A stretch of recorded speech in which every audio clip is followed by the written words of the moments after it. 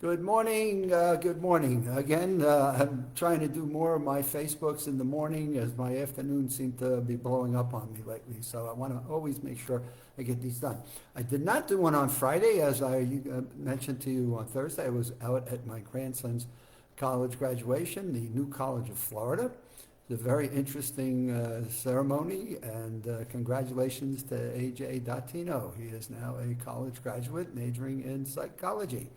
So he is off to the Midwest, to where he and the love of his life will begin living in Wisconsin, and it'll be an interesting process for him as they begin to leave the college world and get into what I call the real world and exploring what work is all about and how you proceed with that.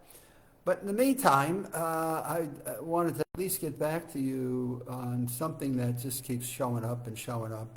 And now it's showing up in my newspapers, it's showing up in national studies that were done. It's something we've talked about for the last 3 years, which is the impact of lockdowns and restrictions as people were worried about COVID and the hidden costs to people in social lockdowns that created isolation and loneliness. And here we go, more than half, this was in my Orlando Sentinel newspaper, more than half of us are lonely. More than half of us are lonely, now what? And that followed an article that was in the New York Times. And we just need to step back and continue to look at one of the key elements that we talk about in our online course, 6 Key Factors for Brain Health, is the element of social interaction. And I don't mean you have to be a butterfly, you've got to be the life of the party, or you've got to be out, screaming and yelling and, hey, hello, I'm here. It is more important for you to be in part of a social meeting of some sort. And when I mean meeting, I sit on the porch. I go out and sit on park benches and I just watch kids play. If I go to a park, I'll just sit and listen to the sounds. I'll watch people walking their dogs. The point of the matter is, as this article is talking about, we are hardwired. The power of human healing, of connection. We are hardwired, meaning hardwired. We are wired to be socially connected to other people. And it doesn't mean 100, it doesn't mean 1,000. It means 4 or 5 good friends, family members, friends from work, friends that we left and met in school and we may continue to socialize with.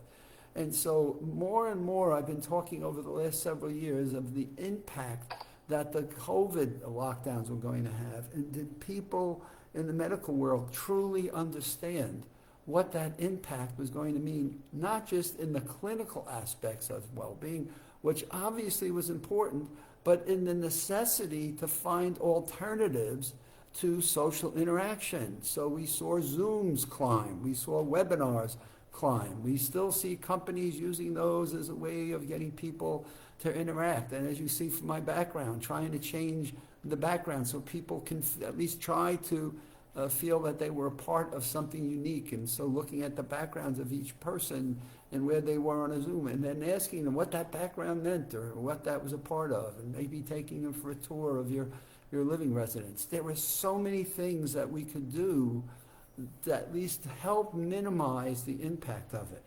And so this study goes on, and what it basically says is, my goodness, seniors, I put that category, have better adapted to it than younger folks do, which now comes back to a problem nationally that tells us that Americans are living alone or in isolation, which increases mortality, increases the risk of dementia, heart disease, stroke, and the risk of going into a hospital. And you say, oh my goodness, this is... it's a chronic disease now, and we've got work to do for it. And try to get to a psychologist, and their schedules are booked months out.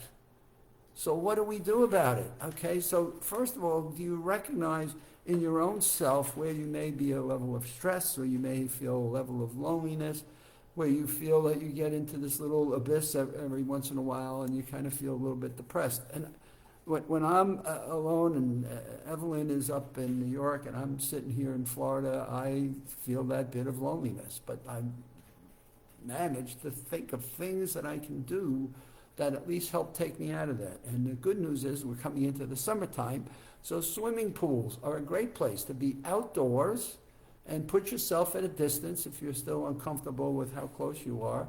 And I sit there on weekends and I read my newspapers, maybe do a crossword, and I just listen to the kids playing, jumping in the water, playing with their moms or dads, playing with their friends. And it's just, I'm out there for several hours. I make a point of bringing enough of reading material and or crossword puzzles to at least be there for 3 hours. And it's so much more fun to just listening and watching other people have fun. I don't feel like, oh gee, I got to be in there with them. I feel like it's just fun to observe and be a student of other people. I'll sit on my porch when the sun's not beating on it, especially since we've been having temperatures in the 90s here in Windermere. But I'll sit on a porch and just, again, watch people. What am I watching people do?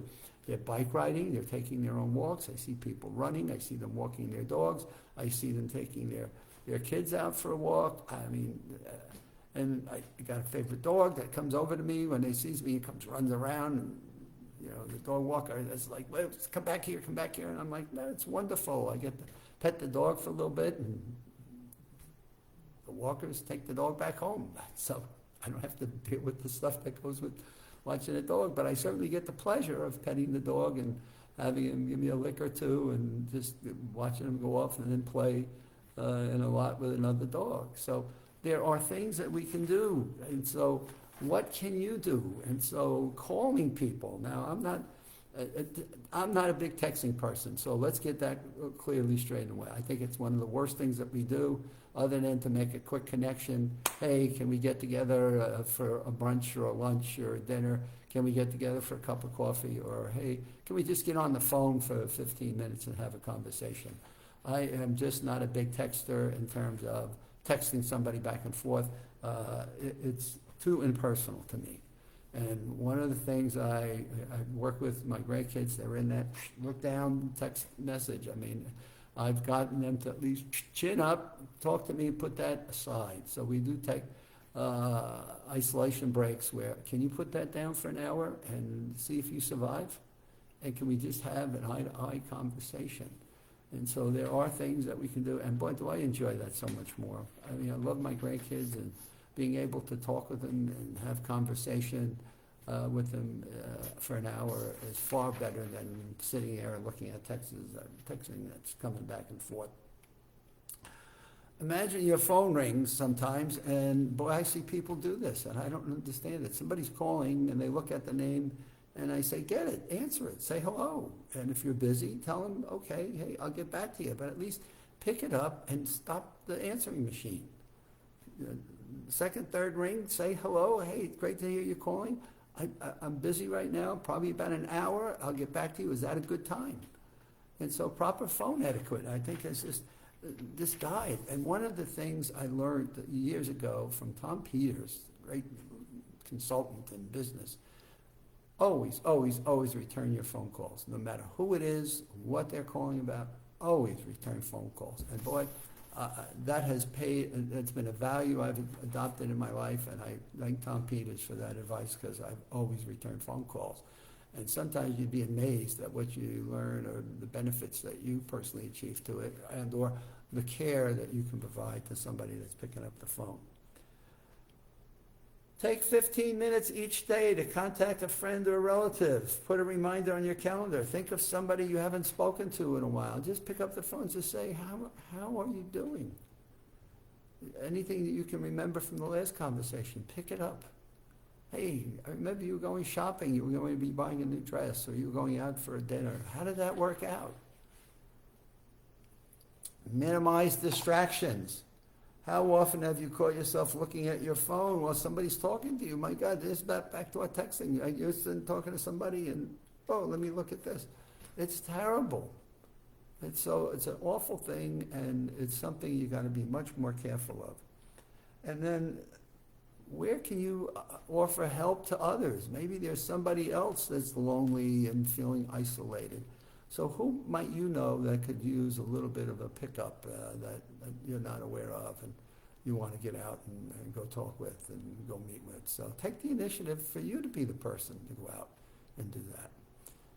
There are so many opportunities for social interactions, but put your head to it. If you feel that dip in that isolation, that little dip, I kind of feel disconnected, then it's time to get out there and not get out to the public and go out and just start socializing with thousands of people, but get yourself out of your house. Get out and go take a walk, and if you've got a park in nature, go sit on a bench where you can feel alone. Bring a book with you or a magazine or a newspaper and just sit there and keep yourself occupied. But my goodness, you got to get out there and minimize these risks to isolation and loneliness, because we know more and more research is telling us there's a price we pay that's not very observable to us until we're in the abyss. And then the question becomes, how do we stop from sinking deeper into it? This is my Monday broadcast. Hope something here is helpful to you. I cannot stress how important this is. I've been on this for 3 years now, and I just want people to live, to enjoy their lives, to find that piece of happiness, and find out how they can deal with the challenges that we face no matter what the age. Anybody wants to talk with me, I've got any suggestions, send me an email at a.tino, that's A-D-O-T-T-I-N-O @AOL.com, and I'd be delighted to see if there's something I can do to help or suggest.